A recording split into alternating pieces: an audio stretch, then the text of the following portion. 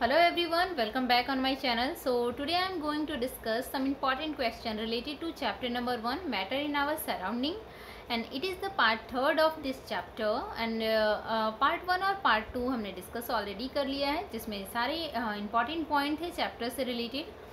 तो सबसे पहले पार्ट 1 और पार्ट 2 को रीड कीजिए, उसके बाद पार्ट 3 में जो इम्पॉर्टेंट क्वेश्चन मैं डिस्कस करने जा रही हूँ उसे आप देखिए. तो चलिए वीडियो स्टार्ट करते हैं. ये है हमारा first question. Sponge are solid at we are able to compress it why. जो स्पॉन्ज होते हैं वो हम कंप्रेस कर सकते हैं, फिर भी ये सॉलिड क्यों होते हैं, वाई. रीज़न आपको देना है. Answer is sponges has minute holes in which air is trapped. When we press it the air expelled out and we are able to compress it. Okay. तो क्या होता है, जो स्पॉन्ज होते हैं उसमें एयर ट्रैप्ड होते हैं, उसमें होल्स होते हैं जिसकी वजह से उसमें एयर ट्रैप्ड होता है. जब हम उसे कंप्रेस करते हैं तो क्या होता है, एयर जो है बाहर एक्सपेल्ड हो जाता है. आफ्टर दैट जब हम उसे छोड़ देते हैं तो वो अपने ओरिजिनल शेप में आ जाता है. तो हम इसी वजह से क्या बोलते हैं, इसे सॉलिड बोलते हैं. Okay. Second is the defined condensation. Condensation का डेफिनेशन आपको देना है. The change of solid state from liquid state on cooling is known as condensation. There are so many terms related to this. जैसे कि हम लोगों ने फ्यूज़न पढ़ा, सॉलिडिफिकेशन पढ़ा है, इवोपरेशन पढ़ा, ये कंडेंसेशन अभी हम देख रहे हैं क्वेश्चन में, फिर सब्लिमेशन है, डिपोजिशन है. तो ये डेफिनेशन आपको अच्छे से लर्न करना है क्योंकि अकॉर्डिंग टू एनसीईआरटी ये बहुत इंपॉर्टेंट डेफिनेशन है. जो थर्ड क्वेश्चन है, at which temperature the solid and liquid state of substance exist together. तो at 0 degree temperature the solid and the liquid state of substance exist together. Okay. यहाँ पे आप देख सकते हो question number 4, identify the name of material which has no fix shape but fixed volume. 4 substance का नाम दिया, मटीरियल का नाम दिया आप लोगों को. वुड है, पीस ऑफ आयरन, वाटर और ऑक्सीजन. यहाँ पे जो है आपको क्वेश्चन कर रहा है no fix shape but fixed volume. जो शेप है वो फिक्स नहीं होना चाहिए और वॉल्यूम है वो फिक्स होना चाहिए. तो यहाँ पे water is a answer. Okay. Water क्या होता है, जिस भी कंटेनर में हमें रखा जाता है वो शेप वो ले लेता है बट उसका जो वॉल्यूम होता है वो फिक्स्ड होता है. चलिए नेक्स्ट क्वेश्चन की ओर. क्वेश्चन नंबर 5 है, what is sublimation. A change of state of directly from solid to gas without changing into liquid state is known as sublimation. Okay. Sublimation क्या होता है, डायरेक्टली चेंज होता है solid to gas. Solid to gases state में changes होता है sublimation में. इसके बहुत सारे एग्जाम्पल हैं, आगे क्वेश्चन में वो भी हैं. अभी क्वेश्चन नंबर 6 देख लेते हैं. क्वेश्चन नंबर 6 क्या है, compare the rate of diffusion of solid and liquid with reason. Okay. Rate of diffusion is higher. यहाँ पे आपको क्या बोलना है, कंपेयर करना है रेट ऑफ डिफ्यूज़न का सॉलिड लिक्विड. यहाँ पे मैं गैसेस स्टेट की बात भी कर लेती हूँ आप लोगों से. तो यहाँ पे ले लेते हैं, तो ये सॉलिड, लिक्विड और गैस. हियर डिफ्यूज़न रेट सबसे ज़्यादा होता है गैस में, आफ्टर दैट लिक्विड, सबसे कम होता है सॉलिड में. वही क्वेश्चन यहाँ पे है, आपको पूछ सकता है, ये सिंपली 1 मार्क्स क्वेश्चन में पूछ सकता है. डिफ्यूज़न रेट का जो ऑर्डर है वो आपको बताने के लिए, तो वो मैं आपको बता रही हूँ. एंड यहाँ पे जो 6th क्वेश्चन है उससे आपको क्या आंसर देना है, rate of diffusion is higher in liquid than solid. Okay. ये क्यों होता है, क्योंकि लिक्विड के जो पार्टिकल्स हैं वो फ्रीली मूव करते हैं, क्योंकि उनके बीच के जो स्पेस है, particle of liquid have greater space between them than solid. Okay. तो आप देख सकते हो जैसे सॉलिड के कंपैरिजन में लिक्विड के जो पार्टिकल्स होते हैं थोड़े दूर दूर होते हैं. गैस में देखें तो गैस में लिक्विड के कंपैरिजन में ज़्यादा दूर दूर होते हैं. तो ऐसे भी आप समझ सकते हो कि जो गैस होता है उसमें डिफ्यूज़न रेट ज़्यादा होता है, सॉलिड का उससे कम होता है गैस से, एंड लिक्विड का सबसे कम डिफ्यूज़न रेट होता है. राइट. क्वेश्चन नंबर 7 की बात करें, give 3 example of sublimation. Then यहाँ पे अमोनियम क्लोराइड है, camphor, dry ice and naphthalene. Okay. Question number 8 है, व्हाट इज बॉइलिंग पॉइंट. तो बॉइलिंग पॉइंट डेफिनेशन काफ़ी इंपॉर्टेंट है. The temperature at which a liquid start boiling at atmospheric pressure is known as boiling point. Okay. What is the temperature of boiling point of water. तो क्या होता है boiling point, 100 degree C boiling point of water. Okay. चलिए अभी next question की बात करूँ, what is melting point. जैसे हमने बॉइलिंग पॉइंट का पढ़ा, वैसे ही यहाँ पे मेल्टिंग पॉइंट का है definition, the temperature at which a solid melt to become a liquid at atmospheric pressure is known as melting point. Okay, यहाँ पे क्या हो रहा है, सॉलिड मेल्ट हो रहा है, become a liquid form, and boiling point में क्या हो रहा था, लिक्विड वेपर में या फिर गैसेस स्टेट में चेंज हो रहा था एट एटमॉस्फेरिक प्रेशर। ये बहुत इंपॉर्टेंट पॉइंट है जिसे आपको लिखना ज़रूरी होता है। Okay, next question is what is chemical name of dry ice. Dry ice का केमिकल नेम क्या होता है, तो solid carbon dioxide. It is a very most important question, बहुत अच्छा क्वेश्चन है, ये पूछते हैं। क्वेश्चन नंबर 11 है why does temperature remains constant during the change of state of matter. यहाँ पे क्वेश्चन है, हम जब स्टेट ऑफ मैटर चेंज होता है तो टेम्परेचर है वो कांस्टेंट क्यों रह जाता है। जैसे कोई हम आइस लेते हैं, उसको हम लिक्विड फॉर्म में चेंज करते हैं, उसे हीट करते हैं, तो उसका जो टेम्परेचर है वो कांस्टेंट रह जाता है, तो एनर्जी जाती कहाँ है, राइट। ये क्वेश्चन है आपका, बहुत इंपॉर्टेंट क्वेश्चन है, हर बार पूछा जाता है ये। यहाँ पे the temperature remains constant as the heat gets up in changing the state of overcoming the force of attraction between them.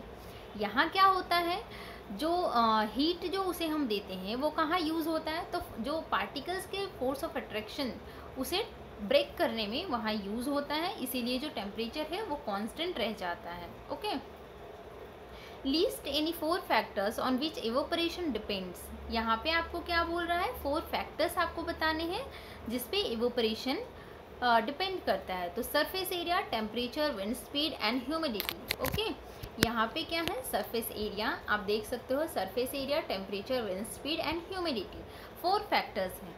मैंने चैप्टर में भी आपके साथ डिस्कस किया था कि जैसे सरफेस एरिया ज़्यादा हो तो इवोपरेशन रेट ज़्यादा होता है, टेम्परेचर ज़्यादा हो तो इवोपरेशन रेट ज़्यादा होता है, विंड स्पीड ज़्यादा हो तो ये इवोपरेशन रेट ज़्यादा होता है, ह्यूमिडिटी ज़्यादा होती है तो इवोपरेशन रेट कम होता है।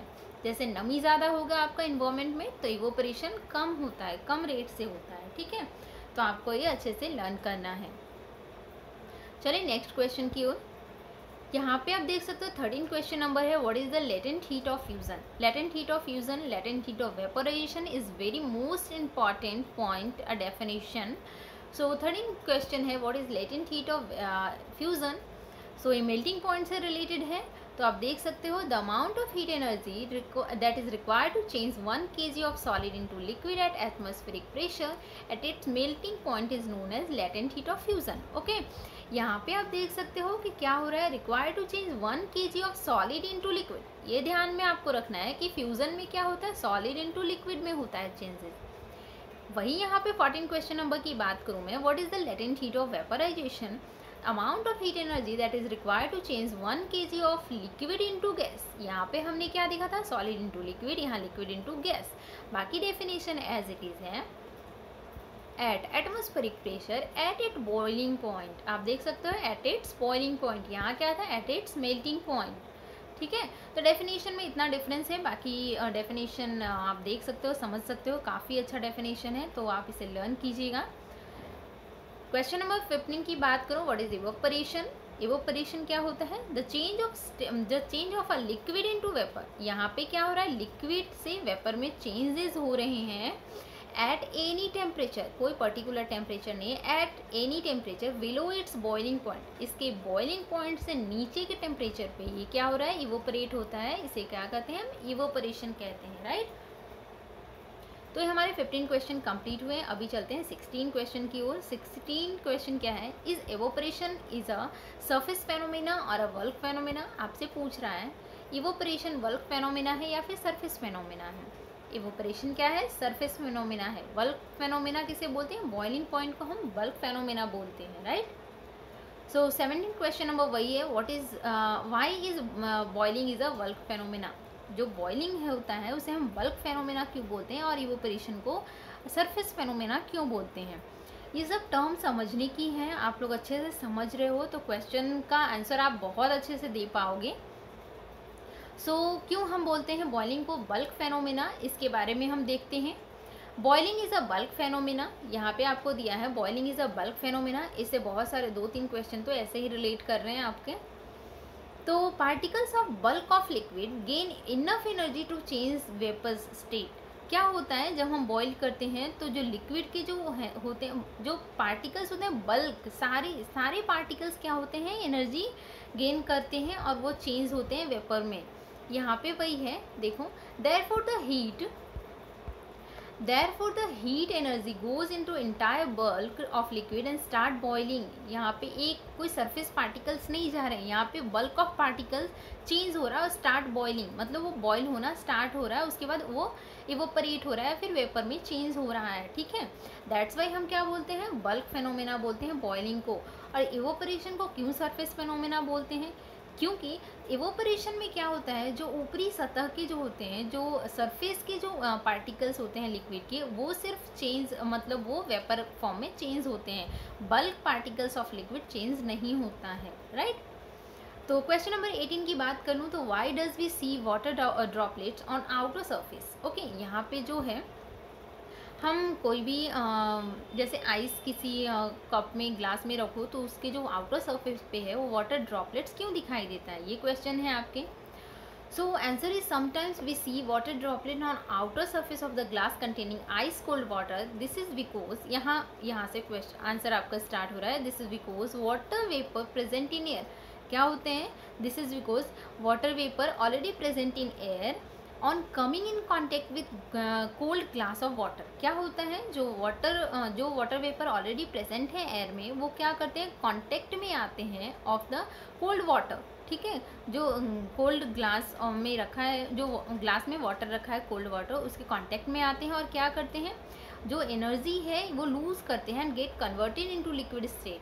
That's why they converted into liquid state, और इसी वजह से आपको आउटर सरफेस पे वो वाटर ड्रॉपलेट दिखाई देते हैं। ओके, सो इतने क्वेश्चन हैं, और भी बहुत सारे क्वेश्चन पूछे जाते हैं। जैसे मैंने कुछ क्वेश्चन मेंशन नहीं किया है, मैं वो आपको डिस्कस यहीं पे कर देती हूँ। जैसे कि क्वेश्चंस आते हैं, convert Celsius into kelvin, kelvin into Celsius. ये भी क्वेश्चन बहुत बार पूछा जाता है 1 मार्क्स 2 मार्क्स में। तो मैं बता दूं कि जैसे आपको यहाँ पे दिया है 10 डिग्री सेल्सियस है और यहाँ पे आपको कन्वर्ट करना है केल्विन में, तो जो अप्रॉक्सीमेटली वैल्यू होता है 0 डिग्री सेल्सियस 273 होता है। तो 273 केल्विन होता है, तो 10 डिग्री सेल्सियस है तो 273 प्लस 10 कर देते हैं तो 283 केल्विन आपका हो जाता है। ठीक है, तो एक कुछ क्वेश्चंस आपको पूछे जाते हैं।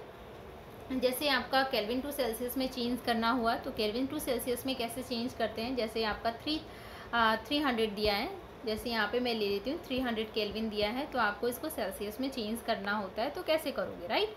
तो यहाँ पे क्या करेंगे, 273 आपको पता है 273 केल्विन होता है।